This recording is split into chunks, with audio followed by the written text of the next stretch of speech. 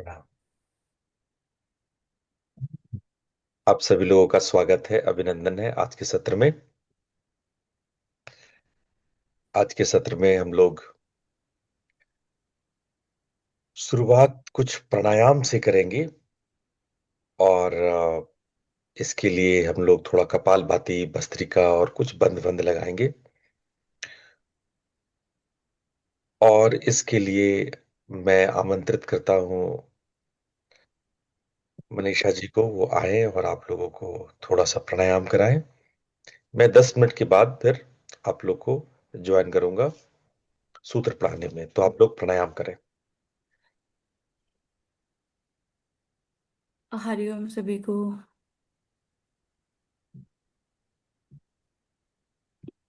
हरे राम। सभी लोग एक आरामदायक आसन में बैठ जाइए। हाथों को एक मुद्रा में लगा के कपाल भाती, हम लोग कपाल भाती से अभ्यास करेंगे। आंखों को बंद करेंगे और रिलैक्स करेंगे।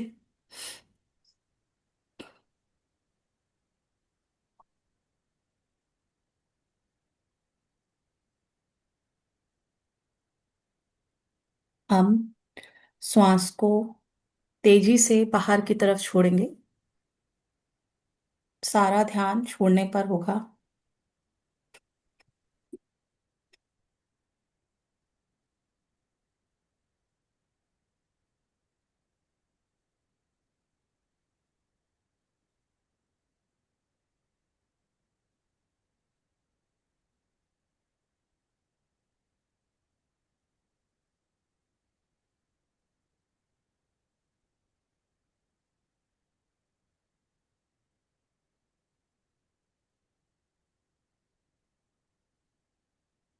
सारे श्वास को बाहर छोड़ देंगे।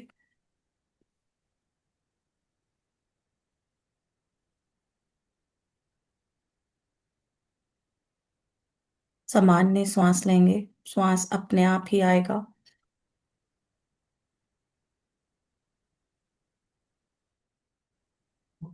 इस प्रक्रिया को एक बार और करेंगे।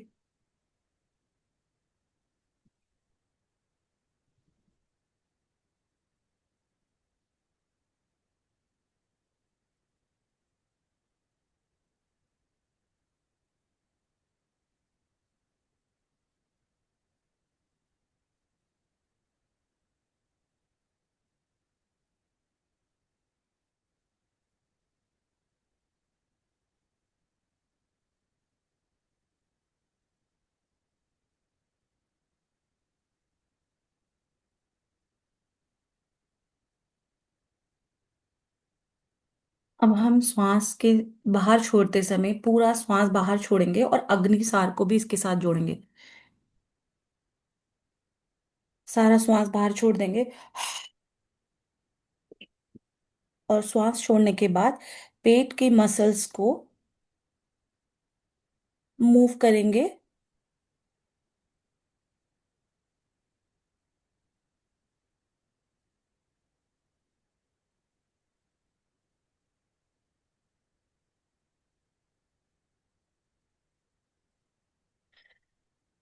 कम से कम 16 बार।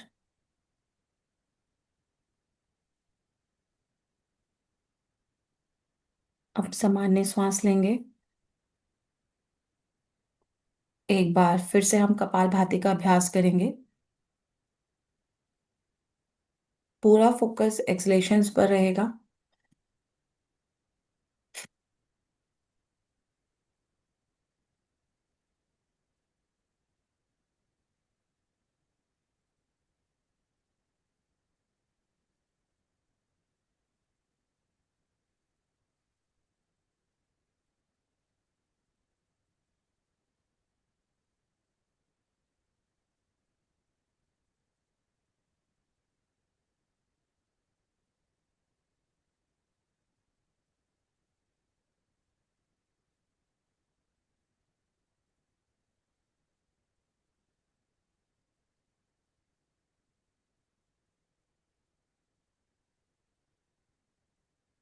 अब सारे श्वास को बाहर छोड़ देंगे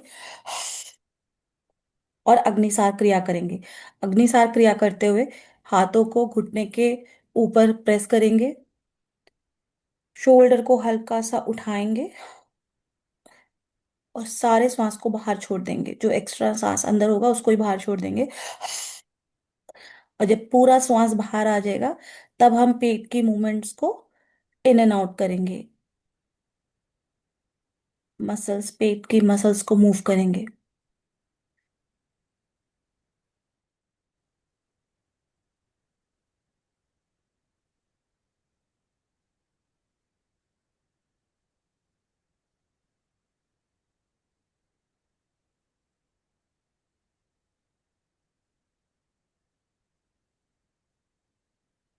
कम से कम 16 बार। और फिर धीरे से श्वास भरते हुए सामान्य अवस्था में आएंगे।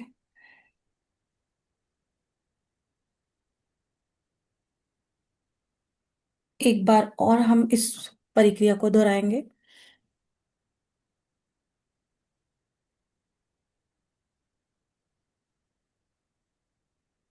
और अब हम जब इस प्रक्रिया को दोहराएंगे तो साथ में मूल बंद भी लगाएंगे।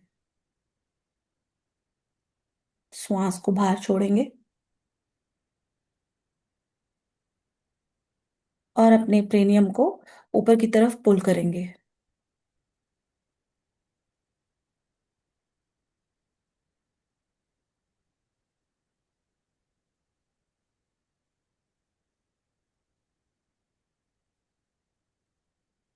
श्वास छोड़ते हुए सामान्य अवस्था में आएंगे।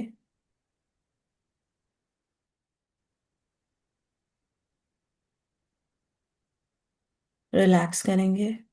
ब्रीथ पर फोकस करेंगे।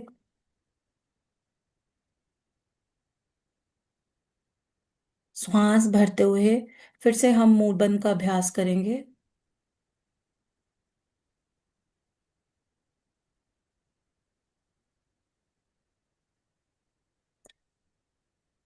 भावना करेंगे कि मूलाधार से श्वास ले रहे हैं और पेरिनियम को ऊपर की तरफ पुल करेंगे।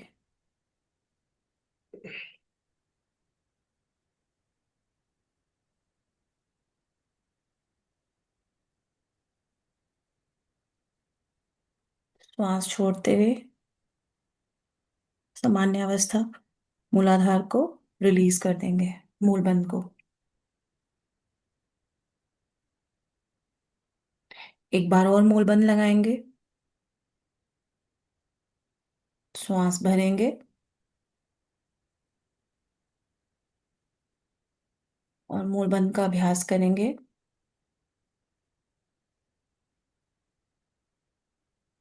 होल्ड करेंगे।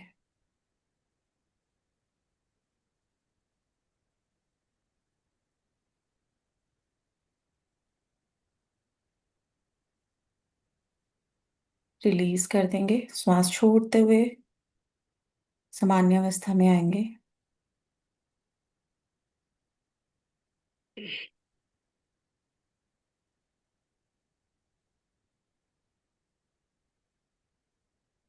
अब हम 3 बार ओम का मंत्र उच्चारण करेंगे और शांति पाठ एक साथ करेंगे।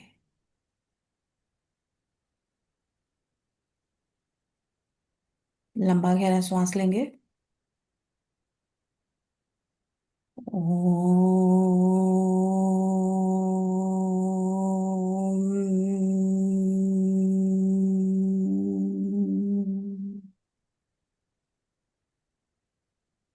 एक बार और।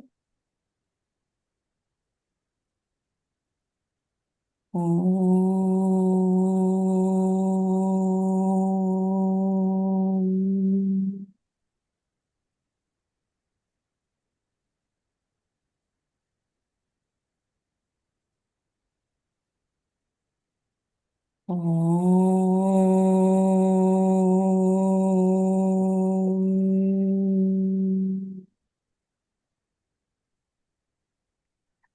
शांति पाठ साथ साथ।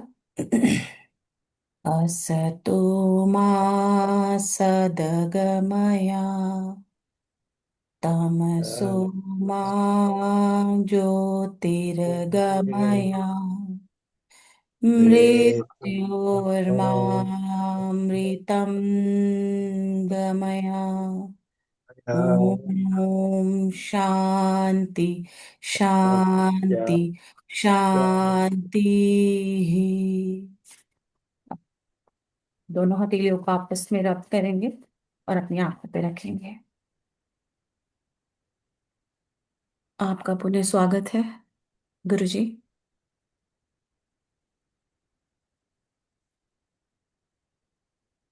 धन्यवाद मनीषा। धन्यवाद गुरुजी। तो आपने कपालभाति, अग्निसार और मूल बंद किया। अब हम लोग समझेंगे कुछ सूत्रों को। आपके मन में यदि सूत्र के दौरान कोई प्रश्न आता है तो आप अवश्य करें। कोई भी प्रश्न यदि आपके मन में क्लास के वक्त उभर के आता है तो उसको आप प्रश्न करें।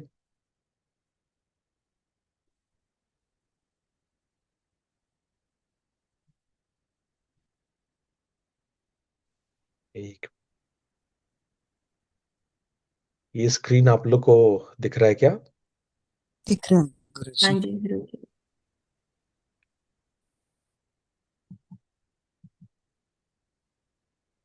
हम्म। हम्म।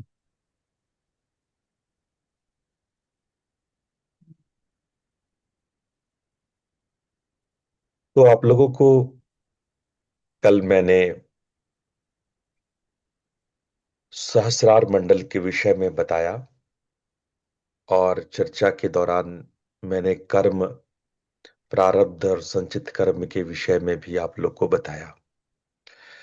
और अंतिम प्रश्न भक्ति योग पे था, उसके विषय में भी बातें हुई। मैं फिर से अपने विषय पे आज लौटूंगा और आज हम लोग 104 नंबर सूत्र पे आते हैं और सहस्रार मंडल को ठीक से समझने की कोशिश करते हैं। मेरे पीछे आप दोहराए, 2 बार दोहराए। सूर्य बिंब सहस्रारे नादलयात साधकः सर्वज्ञ सर्वशक्त ईशत्वं विन्दति।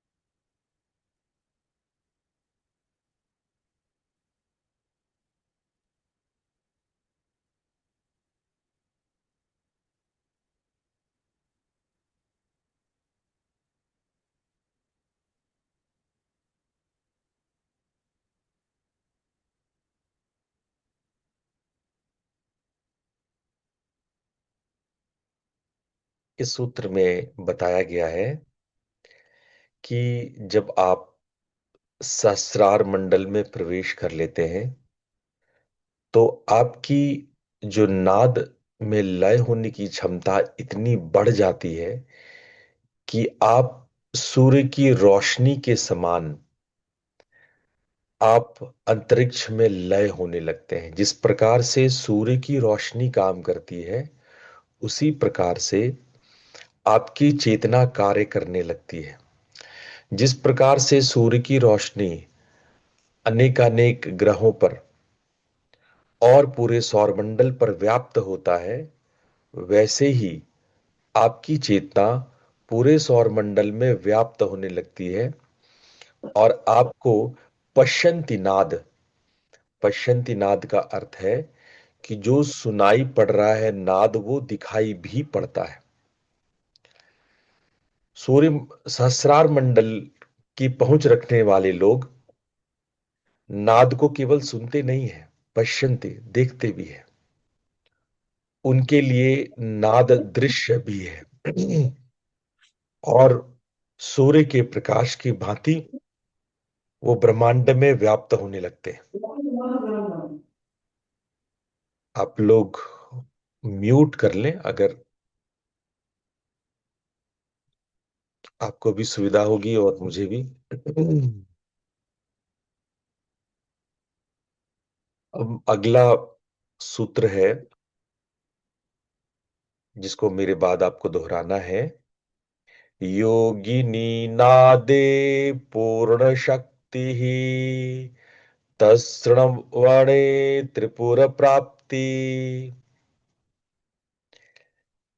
इस 105वें सूत्र में योगिनियों के विषय में है।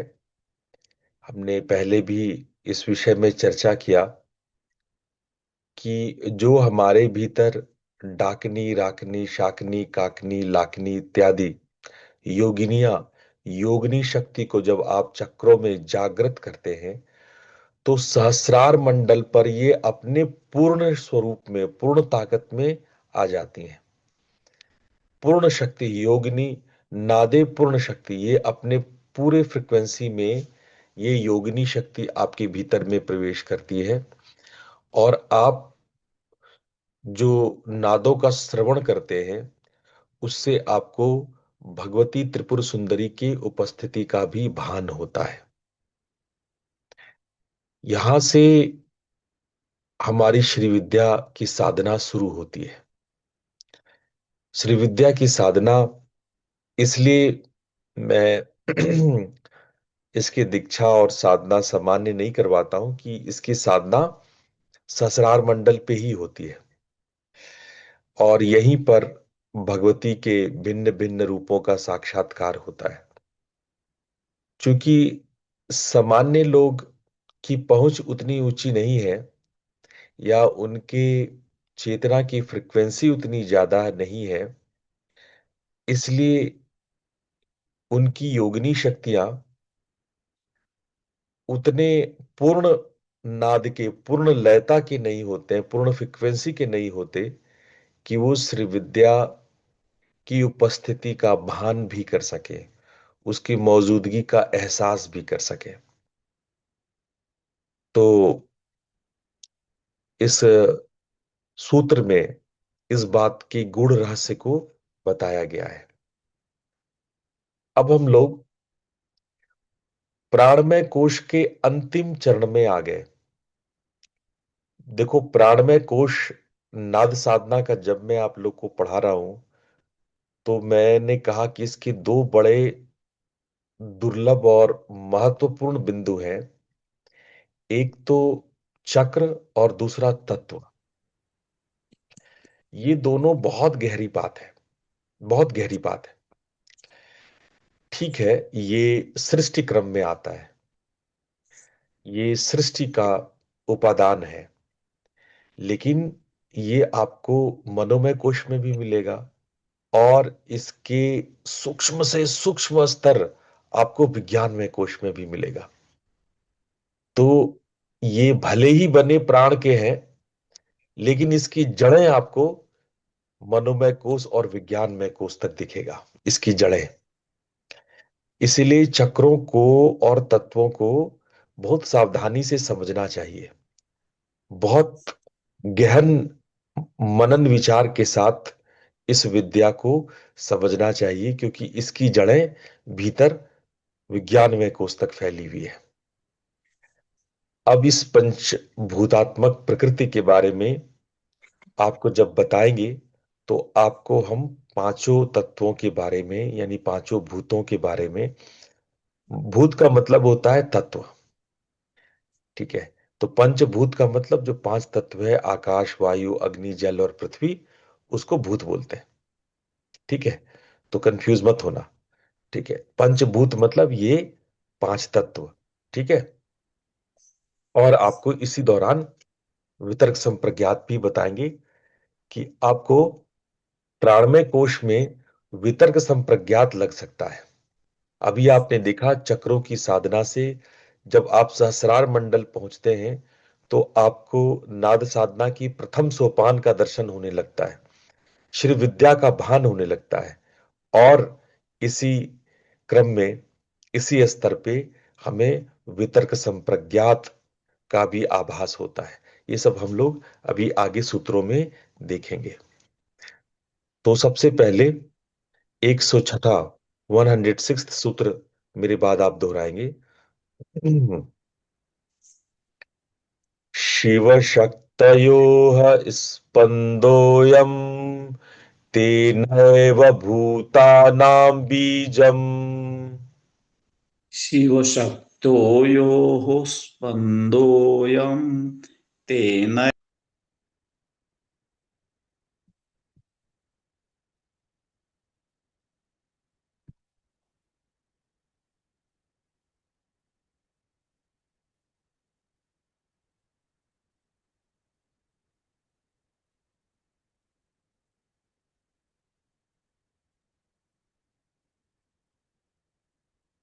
अब इस सूत्र की गहराई को देखिए। जब ये पंचभूतों की बात हो रही है तो इस बहुत ही शानदार सूत्र है। इसमें कहा जा रहा है कि शिव शक्ति से जो स्पंदन क्रिएट हो रहा है, शिव शक्तयोः स्पंदोयम, जब शिव शक्ति के मिलन से जब कंपन उत्पन्न हो रहा है, तेनैव भूतानाम बीजम, उस कंपन से पंचभूतों की उत्पत्ति होती है। अब इस बात को हम समझते हैं। इस सूत्र को समझने के लिए हमको दो तरह के दृष्टिकोण चाहिए। एक त्रिक दृष्टिकोण और एक श्री विद्या का दृष्टिकोण। ये दो फिलॉसफी इन सूत्रों को ठीक ठीक समझा सकती है।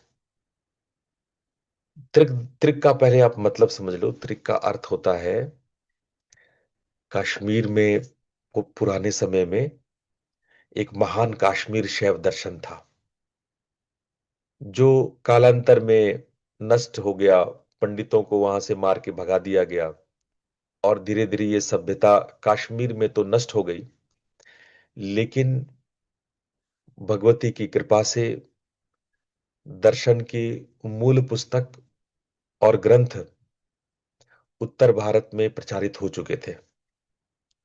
उस पर कई टीका टिप्पणी लेख अभिलेख इस पे आ चुका है और अब ये विश्व प्रसिद्ध हो चुका है।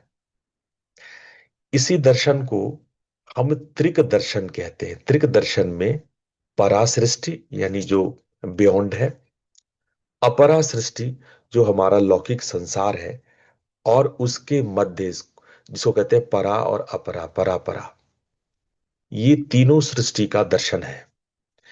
इसीलिए इसको त्रिक दर्शन कहते हैं। ठीक है। इसमें तीन रूप है, तीन सृष्टि है, तीन अस्तित्व है।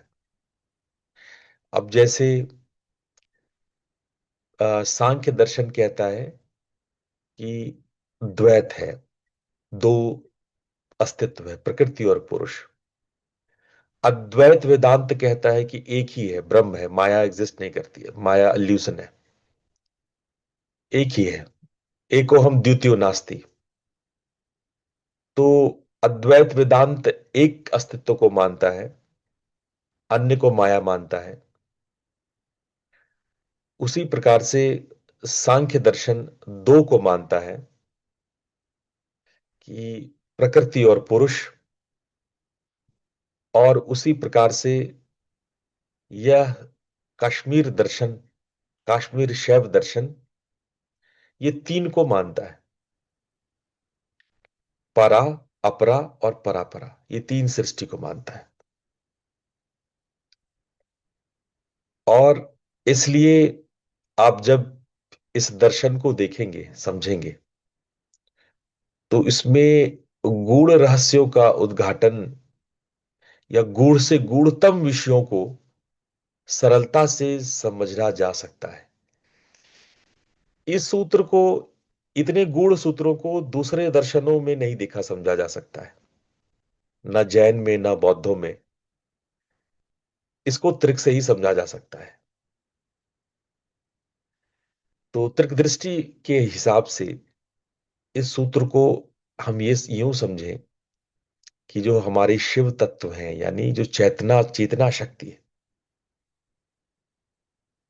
और शक्ति यानी कि प्राण, चेतना का उल्लास, उमंग, विलास, ये शक्ति है। और जब इसका संयोग होता है तो स्पंदन यानी कंपन क्रिएट होता है, और इस कंपन से ही धीरे धीरे सृष्टि, जैसे तर्क शास्त्र में अपरा सृष्टि है, उसमें शिव, शक्ति, सदाशिव, इच्छा, ज्ञान, क्रिया इत्यादि की वर्णन है। उसके आगे परापरा सृष्टि, जिसमें पंच माया, कंचुक का वर्णन है। उसके बाद अपरा सृष्टि, जिसमें प्रकृति, तन्मात्रा और महाभूतों का वर्णन है। इस प्रकार से शाक्त दर्शन और त्रिक शास्त्र दोनों 36 प्रकार के 36 टाइप्स ऑफ तत्वों को, एलिमेंट्स को बिलीव करते हैं। तो ये जो बीज है इन सारे डेवलपमेंट का, ये सारे सृष्टि के विकास का, वो क्या है? शिव और शक्ति का स्पंदन। लेकिन यहां पर एक ध्यान देने की बात है। जब हम पंचभूत की बात करते हैं, पृथ्वी, जल, आकाश, वायु, अग्नि, तो इसको आप ऐसा मत सोचो कि ये कोई जड़ पदार्थ है, नॉन लिविंग बीइंग है। एक्चुअली साइंस ने एक ऐसा थॉट आप में डेवलप कर दिया कि something living being, something non living being. कुछ चीजें लिविंग बीइंग है, कुछ चीजें नॉन लिविंग बीइंग है। और आपके मन में बाद में साइंस अपने आप को करेक्ट करता है। इस सिद्धांत के 100 साल बाद साइंस अपने ही विज्ञान को, अपने ही दर्शन को क्रिएट करता है। जिस पेड़ पौधों को उसने नॉन लिविंग बीइंग माना था, उसको करेक्ट किया गया। 19वीं शताब्दी को दे करेक्टेड इट कि नहीं नहीं, पेड़ पौधे भी लिविंग बीइंग है। अब उतना ही नहीं, उसके बाद 1943-44 में हमारे वैज्ञानिकों ने और ऊपर चढ़ा। ये भारतीय वैज्ञानिकों का काम है, पेड़ पौधों को लिविंग बीइंग बनवा लिया। उसके बाद हमारे वैज्ञानिकों ने कहा कि पत्थर भी लिविंग बीइंग है।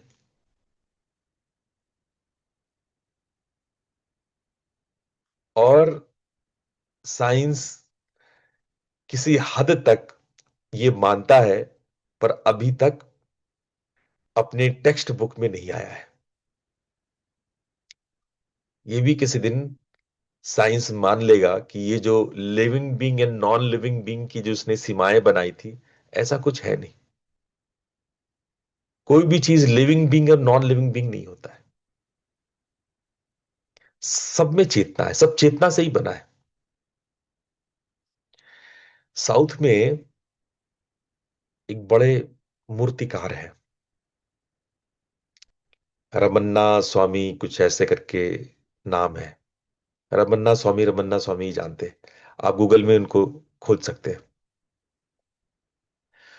वो पत्थरों की पहचान करते हैं भगवान की मूर्तियों के लिए, कि मंदिरों में कौन सी मूर्ति बनेगी, शिव की, पार्वती की, विष्णु की और लक्ष्मी की।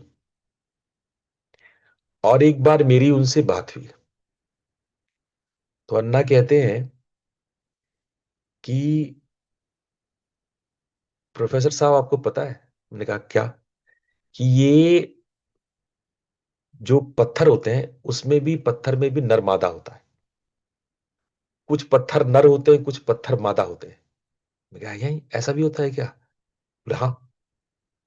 और नर पत्थर से जो विष्णु है, शिव है इत्यादि नर देवताओं की मूर्तियां बनती है, और मादा पत्थरों से जो स्त्री देवियां हैं उनकी मूर्ति बनती है।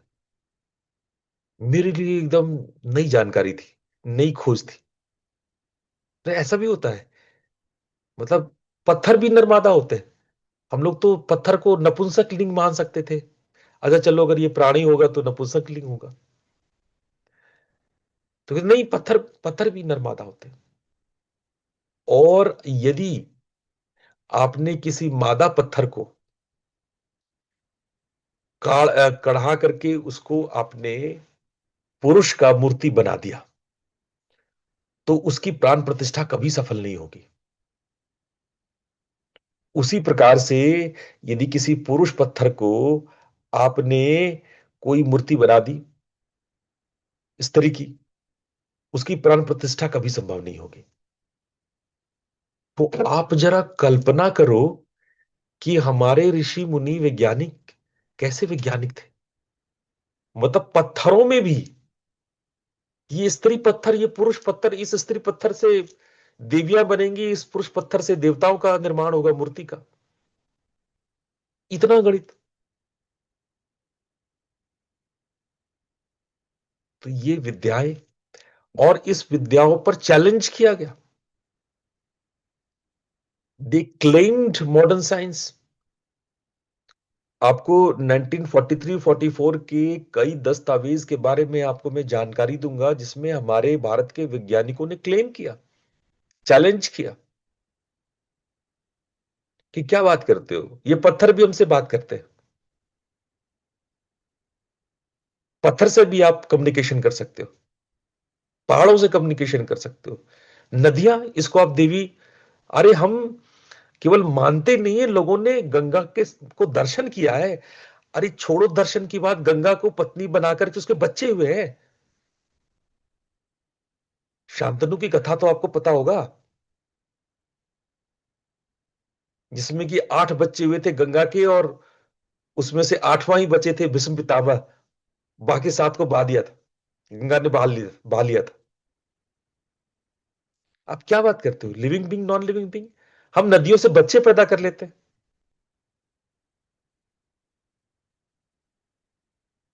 तो जो आप आप अगर इस क्लेम को समझेंगे, तो आपको समझ में आएगा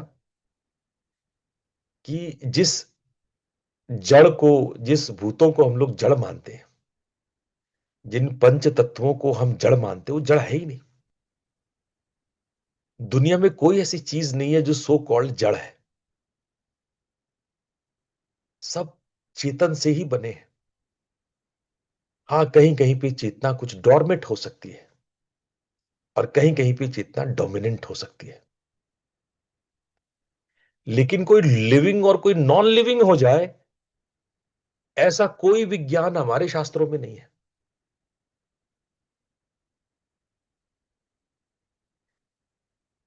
इसीलिए हमारे यहां पर्वत पर्वत राज हुआ करते थे। पर्वत जो है शादियां करते थे। पर्वत एक दूसरे से कंपटीशन करते थे। आपको पता है, पर्वत कंपटीशन भी करते थे।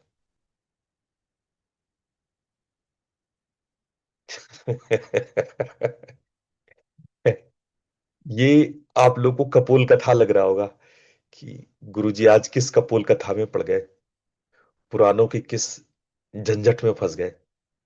नहीं, ये झंझट नहीं है। हिमालय अभी बच्चा है, पता है। और ये वैज्ञानिक भी सिद्ध करते हैं कि हर साल हिमालय कुछ सेंटीमीटर बढ़ रहा है। हम लोग मानते हैं कि हिमालय बहुत अभी बच्चा है। उससे प्राचीन आपकी राजस्थान की अरावली पहाड़ियां उससे प्राचीन है, विंध्याचल उससे प्राचीन है, यूरोप में एल्प्स माउंटेन जो है वो उससे ज्यादा प्राचीन है, हिमालय से ज्यादा प्राचीन है। तो खैर, हम इस चीज को अगर समझ लें, तब आप समझेंगे कि भूतों को शुद्ध किया जाता है। वरना अगर अगर मान लो, चलो एक बात कहते हैं, अगर मान लो ये पंच महाभूत अगर जड़ होते, मान लो 1 मिनट के लिए ये पत्थर जड़ ही होता, तो इसमें शुद्धता कैसे होती? कोई पत्थर शुद्ध, कोई पत्थर अशुद्ध कैसे हो जाता? आ रही बात समझे मेरी? आप थोड़ा सा दिमाग लगाओ। अगर पत्थर जड़ ही होता, तो किसी पत्थर से भी आप शिवलिंग बना लेते, है ना? क्यों जाते हो नर्मदा? आप क्यों जाते हो शालिग्राम को ढूंढने के लिए गंडक नदी, है ना। पत्थर अगर जड़ ही है तो कोई शुद्ध पत्थर कोई अशुद्ध पत्थर क्यों है? तो जड़ जड़ है फिर, मिट्टी मिट्टी है, पानी पानी है। नहीं, ऐसा नहीं। हम समझेंगे भूत शुद्धि को, हम समझेंगे कि ये भूत शुद्धि क्या होता है, तत्व शुद्धि क्या होता है, अशुद्धि भी क्या होता है, ये भी समझना होगा। लोग बाग लगे हुए हैं अपने फर्श को चमकाने में, कहते हैं कि मिट्टी अशुद्ध है, फर्श पे मिट्टियां नहीं होनी चाहिए। वास्तव में मिट्टी अशुद्ध है? क्या गांव के बच्चे जो मिट्टियों में खेलते हैं, या नेचुरोपैथ में जब आप मिट्टी स्नान करते हैं, तो क्या आप अशुद्ध हो जाते हैं? मिट्टियां अशुद्ध है? किसने कह दिया मिट्टी अशुद्ध है? आप फर्श पे झाड़ू लगाए जा रहे हो, मिट्टियां अशुद्ध है। पहले तो शुद्धि अशुद्धि का डेफिनेशन समझ लेते हैं कि शुद्ध क्या है और अशुद्ध क्या है।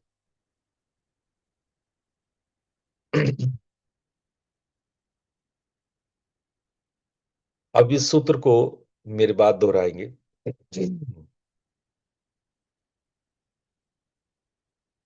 बिंदु रूपे शक्ति तन मात्रा रूपे जगत।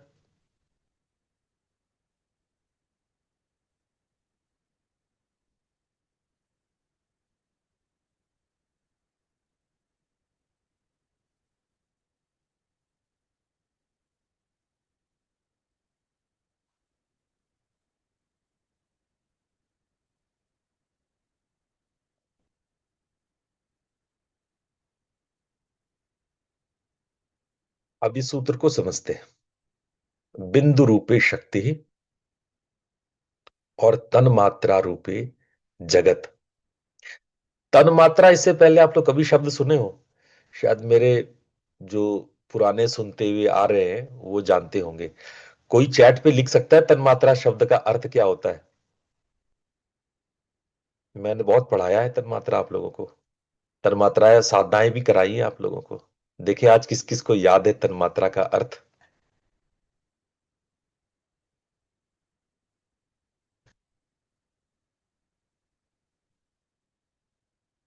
अभी तक कहीं कोई चैट नहीं आया मेरे पास।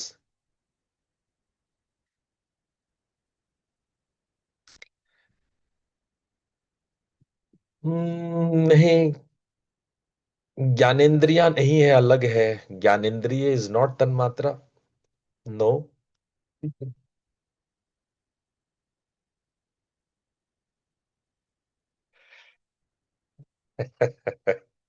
लोग कंफ्यूज है भाई। आओ चलो, शुरुआत से ही बतानी पड़ेगी।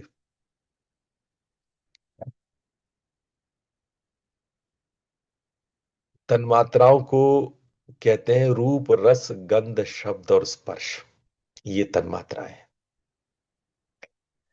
और यानी कि जो ज्ञानेंद्रियों का जो विषय है, ज्ञानेंद्रिय तन्मात्रा नहीं है। ज्ञानेंद्रियों का जो विषय होता है, जैसे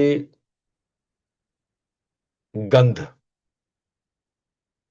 तो आपकी नाक और जो घ्राण शक्ति है वो है ज्ञान इंद्रिय।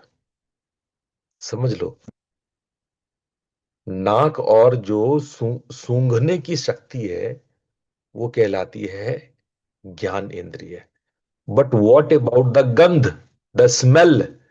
जब आसपास जो स्मेल है उसको आप इंद्रिय थोड़ी बोल दोगे, वो थोड़ी ज्ञान इंद्रिय हुआ। ज्ञान इंद्रिय तो आपका नाक है और सूंघने की शक्ति है।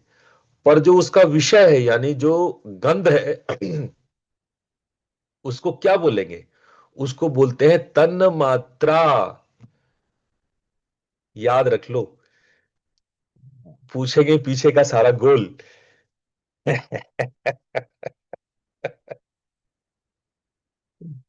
दसियों बार मैंने पढ़ाया तन्मात्रा। तन्मात्रा नाक क्या है? ज्ञान इंद्रिय। और गंध क्या है? तन्मात्रा। ठीक है। किसके तन की मात्रा? तन मात्रा शब्द दो शब्द से बना, तन और मात्रा। किसके तन? प्रकृति के। मात्राएं मतलब क्या? जैसे आ उ ई लगाते हो ना, जिससे कोई अर्थ बनता है। अगर मात्राएं ना हो तो शब्दों का अर्थ नहीं निकल के आएगा, अर्थ नहीं बनेगा। कोई भी शब्द हिंदी या संस्कृत में बिना मात्राओं का असंभव है, तुम बोल भी नहीं पाओगे। लिखना तो दूर है, बोल भी नहीं पाओगे। जैसे आप कहोगे कि क ख ग घ तो लिखते हैं, उसमें मात्राएं कहां है? कट कट हल हल कटहल, कटहल में तो कोई मात्रा नहीं है। तो आपने ढंग से हिंदी संस्कृत नहीं पढ़ी है। कटहल में अ मात्रा है। क अ ट अ ह अ ल अ। इसका जब हम वर्ण विच्छेद करते हैं तो कोई भी अक्षर बिना मात्रा के उच्चरित नहीं होती है। वो उच्चरित होगी ही नहीं, तो उसे मात्रा अ होगा ही। तो जिस प्रकार से मात्रा किसी अक्षर या शब्द को अर्थ देती है, उसको मौजूद कराती है, एहसास कराती है, जिस प्रकार से मात्राओं के बिना शब्द या अक्षर या वाक्य मौजूद नहीं हो सकता है, उसी प्रकार से ये प्रकृति का जो तन है, प्रकृति है, ये बिना उस मात्रा के मौजूद नहीं हो सकती है, जिसको हम तन मात्रा कहते हैं। इसलिए इसको तन मात्रा कहते हैं।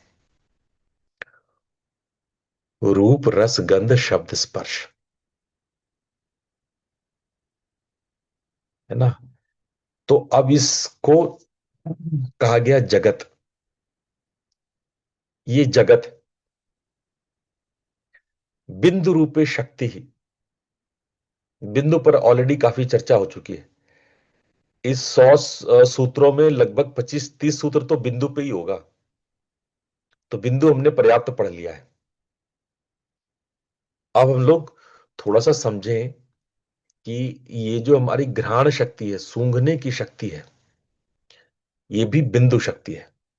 लेकिन जिसको सूंघा जाए, जो बाहर महक है, जो खुशबू या बदबू है, वो जगत है, वो सृष्टि है। और उसी को कहा जाता है तन मात्रा। अब देखो, यहां पर एक फार्मूला सामने आपके स्क्रीन पे है। बिंदु से नाद, नाद से बीज, बीज से मात्रिका, मात्रिका से तन्मात्रा और तन्मात्रा से महाभूत। दिख रहा है आपको? ये फार्मूला दिख रहा है ना आपको सामने में?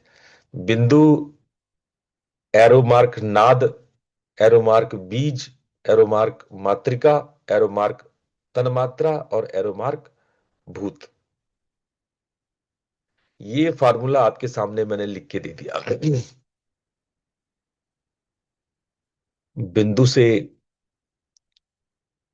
आपके जो बाहरी नाद है, जो ग्रॉस नाद है, यहां नाद का मतलब ग्रॉस नाद से है, परानाद से नहीं है।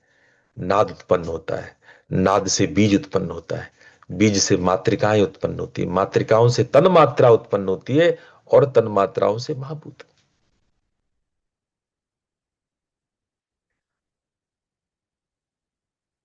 गंध, रस, रूप, श- स्पर्श और शब्द, यही क्रम है तन्मात्राओं का।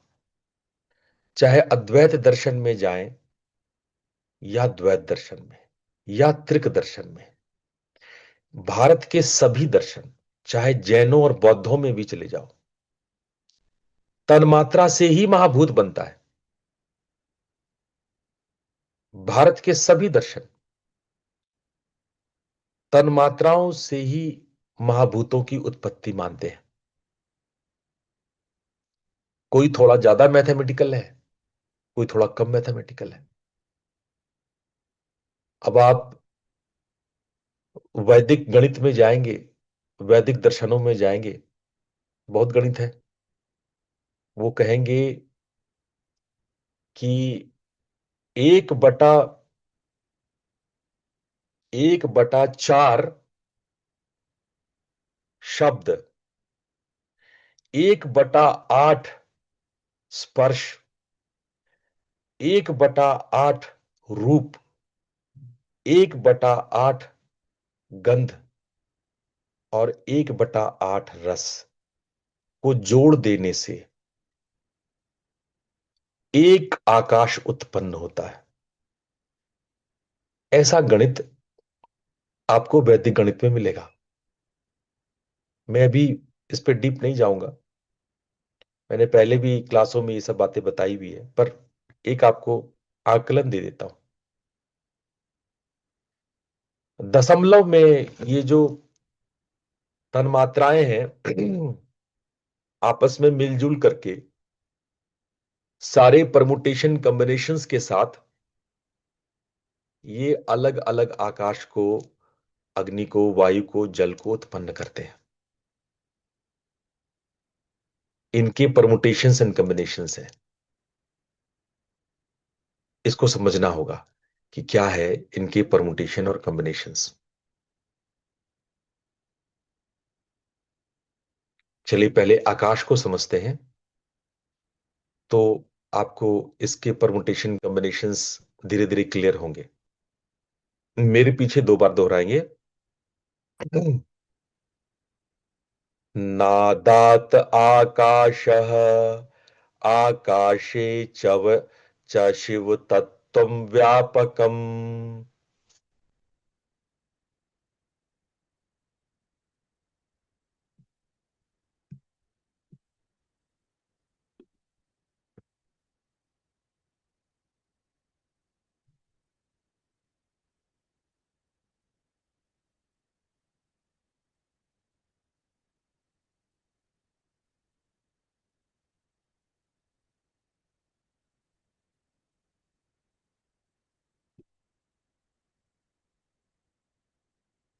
आकाश सभी महाभूतों में सबसे सूक्ष्म और सबसे रहस्यमयी, इतना रहस्यमयी कि कई दर्शनों में आकाश को तत्व ही नहीं मानते। हाँ, बहुत सारे दर्शन हैं। जैसे चारवाक दर्शन भारत का ही दर्शन है, भारत की ही फिलॉसफी है। ये चारों तत्वों को मानता, आकाश तत्व ही नहीं मानता। भारत में और भी कई दर्शन है और बहुत इज्जतदार दर्शन है जिसको समाज में सम्मान मिला। आयुर्वेद के भी कई उपग्रंथों में आकाश को तत्व ही नहीं मानते। और भी कई तांत्रिक ग्रंथ हैं। और यही नहीं, जो यहां से दर्शन चाइना और कोरिया और जापान और साउथ ईस्ट एशिया गई, उनको आकाश को तत्व मानने में बड़ी तकलीफ हुई। चाइनीज दर्शन में भी 5 तत्व है। उसमें तो वुड भी है, एक मतलब एक तत्व वुड भी है। वो वुड को मानेंगे लेकिन आकाश को नहीं माने। वो वुड कुड बी एलिमेंट, आकाश मुश्किल बात है। आकाश को समझना ही बहुत मुश्किल बात है। इसलिए मैंने कहा कि बड़ा रहस्यमयी तत्व है ये। इसको जितना समझा जाए उतना कम समझा जाता है। इसीलिए ये आकाश है। अब जो बातें आकाश के संबंध में मैं बताऊंगा वो बड़ा डेंजरस है विज्ञान के दृष्टिकोण से। विज्ञान कहता है कि ये यूनिवर्स कैसे आया। तो 4-5 बेसिक तर्क है विज्ञान के पास यूनिवर्स के लिए। उसमें जो सबसे सुप्रसिद्ध, जो टेक्स्ट बुक में भी है ज्यादातर, कि big bang theory. Big bang theory हुआ कि सारे इलेक्ट्रॉन क्लाउड एक जगह थे और एक बड़ा सा विस्फोट हो गया, और ये जो विस्फोट हुआ वो फैलता गया और धीरे धीरे आकाश बनता गया। जब big bang theory 19 and 10 and 12, 1910-11 में जब ये इसकी भूमिका बन रही थी बिग बैंग की, तो शायद इनके सपने में भी नहीं आया होगा कि ये बहुत बड़ा प्रश्न ये खड़ा हो जाएगा आने वाले भविष्य में कि इलेक्ट्रॉन क्लाउड किस आकाश में था। जो तुम्हारे आकाश की उत्पत्ति ही इलेक्ट्रॉन क्लाउड्स के विस्फोट से फैलने से हुई, यानी स्पेस की उत्पत्ति ही इन इलेक्ट्रॉन्स के आपस में विस्फोट से फैलने वाले से आकाश बना। तो वो इलेक्ट्रॉन क्लाउड किस आकाश में था, वो कहां पे था? इलेक्ट्रॉन क्लाउड किस आकाश में था फिर, जब तुम्हारे आकाश की उत्पत्ति ही इस इलेक्ट्रॉन क्लाउड के बिग बैंग होने के बाद डेवलप हुआ, और 50 साल तक विज्ञान जूझता रहा, जब तक कि क्वांटम फिलॉसफी अपने स्वरूप में नहीं आई। इसका उत्तर किसी वैज्ञानिक के पास नहीं था। 1950-60वें दशक तक किसी वैज्ञानिक के हाथ कुछ नहीं लग रहा था। इतना बड़ा थियरी दे दिए, बिग बैंग थियरी। आपके टेक्स्ट बुक में बच्चे, पूरी दुनिया के बच्चे बच्चे पढ़ते हैं। सारे टीचर पढ़ाते, पूछ लो किसी एक टीचर को, किसी स्कूल के किसी टीचर को पकड़ के पूछ लो कि कहां हुआ था बिग बैंग, अगर आकाश ही नहीं था तो था कहां ये क्लाउड, ये इलेक्ट्रॉन था कहां? तुम्हारे यूनिवर्स की ही उत्पत्ति अगर बिग बैंग से हुई है, यूनिवर्स ही बिग बैंग से डेवलप हुआ है, पूरा का पूरा अस्तित्व भी बिग बैंग से हुआ, सारे यूनिवर्स, मल्टीवर्स, सब कुछ, आकाश, तारे, सितारे, सब। तो जब ये इलेक्ट्रॉन क्लाउड हो था तो कहां था, वेयर इट वॉज? बुद्धि हरी हो गई वैज्ञानिकों की। और उसके बाद भी जब 70वीं और 80वें दशक में, 1970s और 80s में इसके कुछ न्यूमरोलॉजिकल, मैथमेटिकल हल निकाले गए, तो वो और भी बेबूझ है, वो और भी बेबूझ है। क्वांटम आपको उस डायमेंशन में ले जाएगा जहां चीजें आपको सिर्फ परिकथा दिखाई पड़ेगी। उतना एजम्पशन तो वेदों में भी नहीं है, हमारे पुराणों में भी उतना एजम्पशन नहीं है।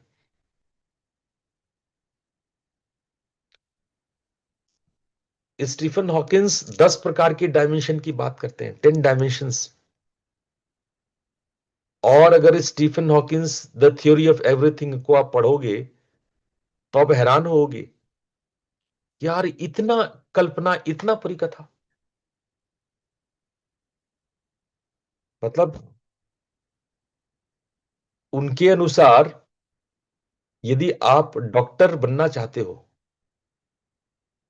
ठीक है, और किसी वजह से नहीं बन पाए, मान लो आपने कोई इच्छा की कि मैं डॉक्टर बनूं और वो ना बन पाए, तो ये स्टीफन हॉकिंस कहते हैं कि किसी यूनिवर्स में, किसी और सृष्टि में, किसी और पृथ्वी में आप डॉक्टर हो, डॉक्टर बन जाते हो। लगता है कुछ विश्वास करने जैसी बात? कुछ लग रहा है कि ये पुराणों से कम परिकथा है? ये आपके वैज्ञानिक कह रहे हैं। तो हम आकाश को समझते हैं, हम तो विज्ञान को प्रश्न चिन्ह उठाते हैं। पता है, आकाश को जर्मन फिलोसफी ने 100 साल पहले एक बड़ा अच्छा नाम दिया, एथर। आप देखोगे पुराने सारे किताबों में ईथर शब्द, आकाश की जगह ईथर शब्द लिखा गया है, ETHER, ईथर। और जब क्वांटम फिजिक्स ने अपना स्वरूप लिया तो ईथर शब्द ही गायब हो गया। ईथर कभी भी आकाश नहीं हो सकता है। इन्होंने बस बाइबल से एक शब्द चुरा लिया, ईथर। ईथर का मतलब आकाश। अरे, और आप जब ईथर के लिमिटेशन में फंसते तो नहीं नहीं, ये तो आकाश नहीं हो सकता, ईथर तो आकाश नहीं हो सकता। आकाश क्या है? आकाश को समझने के लिए हमें भारतीय शास्त्रों की जरूरत है। आज भी अगर आपको आकाश समझना है तो साइंस से बेहतर आपको हमारे तंत्र के शास्त्र बताएंगे,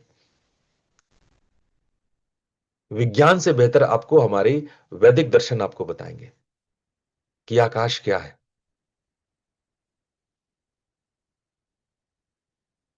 आकाश का जन्म शब्द से होता है, वाइब्रेशन से होता है।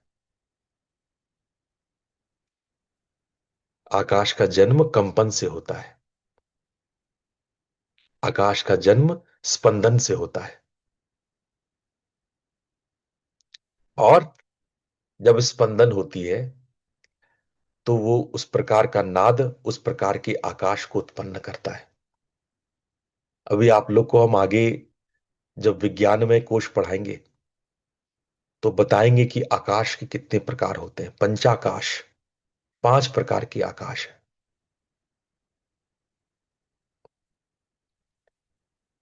परमाकाश, महाकाश, गुण रहित आकाश, ऐसे करके 5 आकाश है।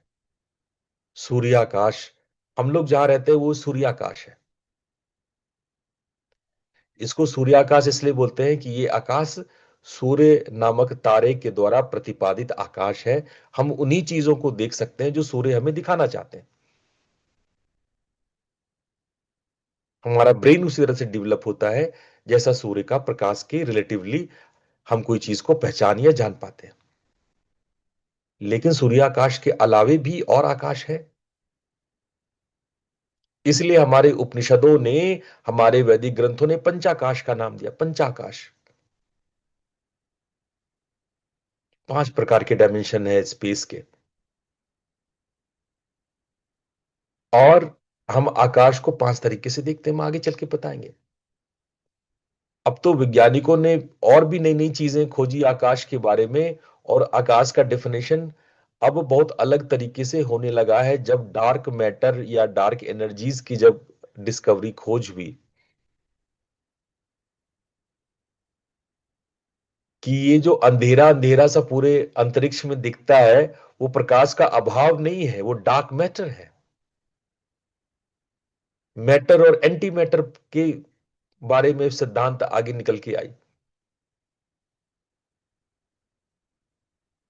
और हमारे यहाँ महाकाली की चर्चा सदियों से है। डार्क मैटर जिसको हम लोग महाकाली बोलते हैं। महाकाली के सारे गुणों को आप देखेंगे कालिका महातंत्र में, तो आपको डार्क मैटर के कॉन्सेप्ट समझ में आने लगेंगे।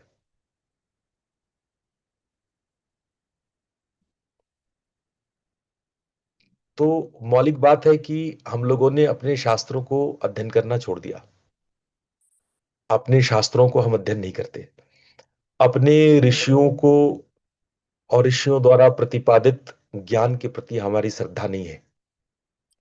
और उसका सबसे बड़ा कारण है कि धर्म का ध्वजारोहण करने वाले जो पाखंडी गुरु, जो पाखंडी संत लोग आकर के सनातन धर्म को जो प्रतिष्ठा मिलनी चाहिए उसका ह्रास करवा दिए। नए पढ़े लिखे बच्चे जो है वो अब इस दिशा में अपना दिमाग नहीं लगाते। वरना आईआईटियंस को, जो गहरे गूढ़ वैज्ञानिक सोच रखने वाले हमारे युवा वर्ग है, उनको हमारे शास्त्रों का अध्ययन करना ही चाहिए। क्योंकि उससे जो कुछ भी आपको सामने आएगा वो अत्यंत वैज्ञानिक और गूढ़ है। पर दुर्भाग्य है कि हमारे शास्त्रों को लगातार उपेक्षा का सामना करना पड़ रहा है। हम लोग का जो पश्चिमीकरण मन इतना ज्यादा साइंस के अनसुलझे बातों में खोया हुआ है कि हम लोग अपने गुण और सत्य सनातन को इग्नोर करते हैं। तो यहां पर हम ये बताना चाह रहे हैं कि नाद से आकाश तत्व की उत्पत्ति होती है और शिव तत्व व्यापक होता है। मैं शिव तत्व को समझाऊंगा। शिव क्या है? शिव मतलब चेतना, कॉन्सियसनेस। नॉर्मली शिव बोलते ही आपके दिमाग में आ जाता है कि त्रिशूलधारी, गंगा जटाधारी, त्रिपुंड। नहीं, शिव का शास्त्रीय अर्थ है चेतना, कॉन्सियसनेस। शिव सूत्र का पहला ही सूत्र है चैतन्य आत्मा। अगर शिव सूत्र खोलेंगे, पहला सूत्र, शिव क्या है? शिव चैतन्य है, शिव चेतना है। हमारे भीतर जो चेतन तत्व है वही शिव है।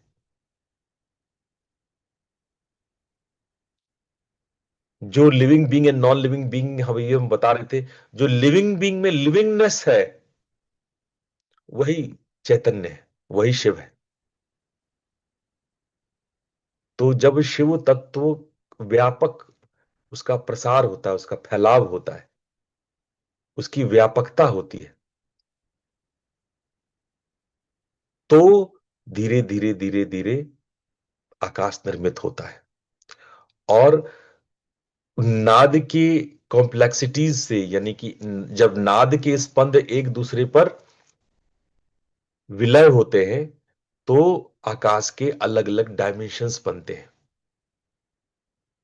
आकाश के भीतर आकाश के ही डायमेंशन बनने लगते हैं। तो ऐसे ही हम लोग इन पंच तत्वों के गूढ़ रहस्यों को समझेंगे, जानेंगे। कल मेरी यात्रा है, तो कल मैं क्लास नहीं ले पाऊंगा, संडे का क्लास नहीं होगा। लेकिन मंडे से पुनः 6 बजे से हम लोग इस गूढ़ रहस्य को, इस नाद विद्या को सीखने के लिए सुबह 6 बजे हम सब प्रस्तुत होंगे। कल आप लोग आराम करें और परसों से फिर हम लोग 6 बजे से सत्र हम लोग वर्कआउट करेंगे। और यदि कोई प्रश्न होगा तो हम परसों आराम से उसको लेंगे। आज के लिए इतना ही। धन्यवाद, प्रणाम। नमस्ते प्रणाम गुरुजी। गुरुदेव। राम प्रणाम गुरुजी। गुरुजी। गुरुजी राम गुरुजी। प्रणाम गुरु। प्रणाम गुरुजी। राम गुरु। प्रणाम गुरुजी। प्रणाम।